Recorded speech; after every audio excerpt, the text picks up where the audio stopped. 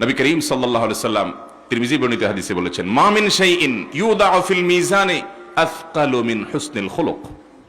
মিজানের পাল্লায় যত নেক আমল উঠানো হবে, বান্দার আখলাক, তার আচরণ, তার ম্যানার্স, মানুষের অধিকার সম্পর্কে সচেতনতা, এই বিষয়গুলো, আখলাকের বিষয়গুলো, এই আমলগুলো যখন বান্দার মিজানে নেক আমলের পাল্লায় উঠবে, তো অন্য সমস্ত আমলের চাইতে এই আমলটা অনেক বেশি ভারী হবে। আমল পরিমাণ হবে, কিন্তু মিজানের পাল্লাকে অনেক ভারী করে দিবে।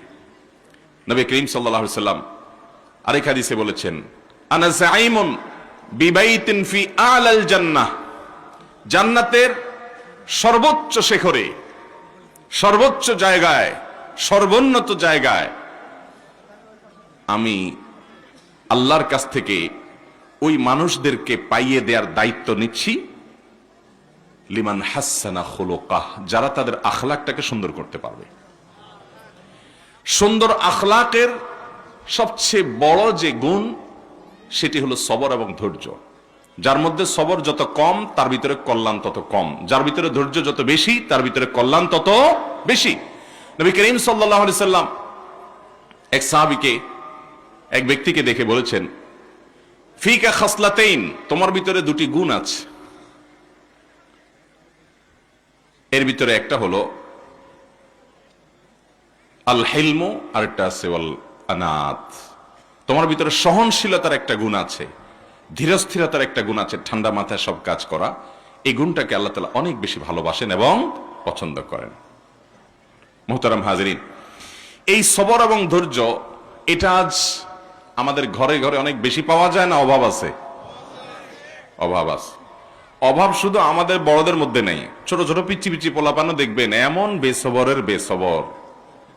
আমরা যখন ছোটবেলায় ছোট ছোট বাচ্চাদেরকে দেখছি, আপনারাও দেখছেন, কাদা মাটিতে গড়াগড়ি খেয়েছে, খানা দিলে খাইছে, খুব বেশি ক্ষুধা লাগছে তো একটু কান্নাকাটি করছে, বেশি জোরে দমক দিছে তো চুপ হয়ে গেছে, ঠিক না?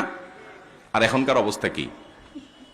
পিচ্ছি পিচ্ছি পোলাপান দেখবেন যে চুলের থেকে নুন খসলে, চুন থেকে নুন খসলেই দেখবেন যে আসার ফিসা শুরু করছে, চিল্লাচিল্লি শুরু করছে, ধমক শুরু করছে, সবাই অস্থির, তাকে কোনোভাবে ঠান্ডা করা যায় না।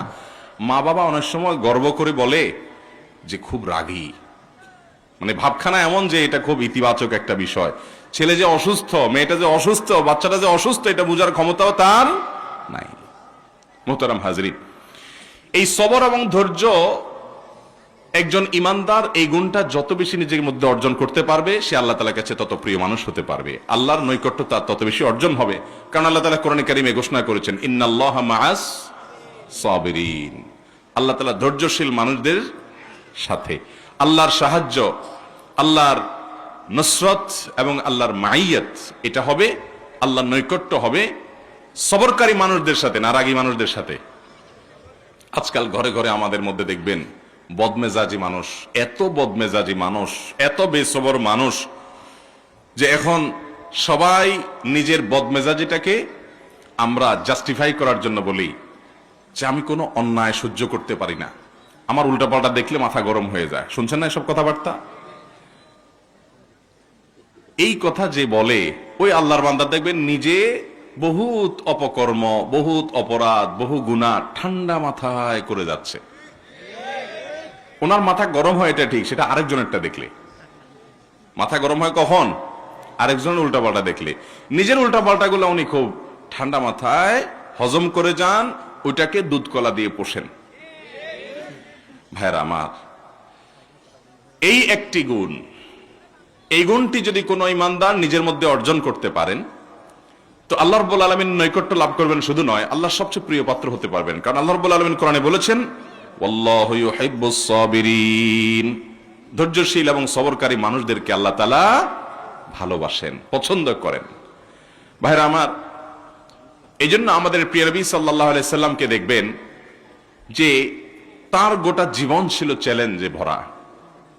শত বাধা, শত বিপত্তি, শত চ্যালেঞ্জকে কিভাবে ওভারকাম করতে হয়, ঠান্ডা মাথায়, খুব বিচক্ষণতার সাথে, খুব চিন্তাশীল ভাবে প্রতিটা কাজকে তিনি সম্পাদন করে মাত্র 23 বছরের জীবনে, নবী হওয়ার পর 23 বছর সুযোগ পেয়ে গোটা পৃথিবীর মোড় পরিবর্তন করে দিয়ে চলে গেছেন। ভাইরা আমার, আল্লাহ রাব্বুল আলামিন এই জন্য কোরআন হাকিমের অন্য আয়াতে বলেছেন, ওয়াজআলনা মিনহুম আইম্মাতান ইয়াহদুনা বিআমরিনা লাম্মা সাবারু ওয়া কানু বিআয়াতিনা মুকিনুন। আল্লাহ রাব্বুল আলামিন কোরআনে হাকিমে বলেছেন, যারা সবর করবে এবং ওয়া কানু বিআয়াতিনা ইউকিনুন, আমার আয়াতের উপরে ইয়াকিন রাখবে এবং সবর করবে, এই গুণটা যারা নিজের মধ্যে অর্জন করতে পারবে, এদেরকে আমি নেতৃত্ব দান করব। এরা ইমাম হবে এবং আমার পথে মানুষকে নির্দেশ করবে, আহ্বান করবে।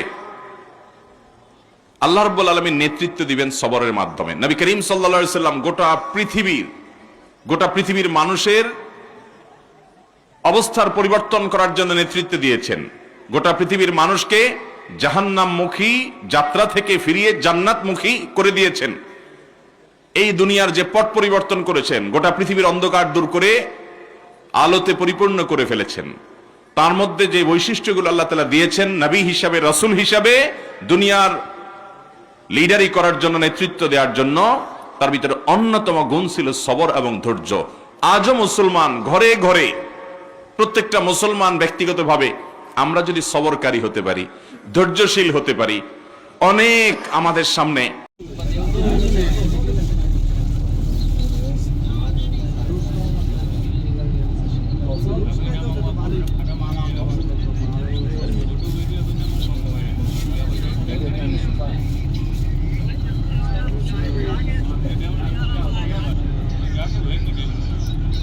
पूरा भेज के देख लो ना, अगर पूरा नहीं थे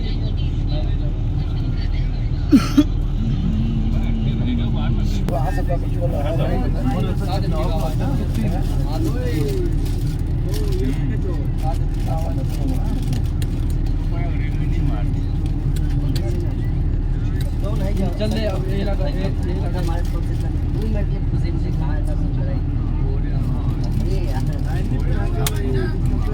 वो असल में अपने दोस्त से लोकेशन मंगवा रहा है, जो मस्जिद नबी से करीब जो है, जो मौक़िफ़ है ना, उसका लोकेशन है किसी के पास, तो दे रहे हैं।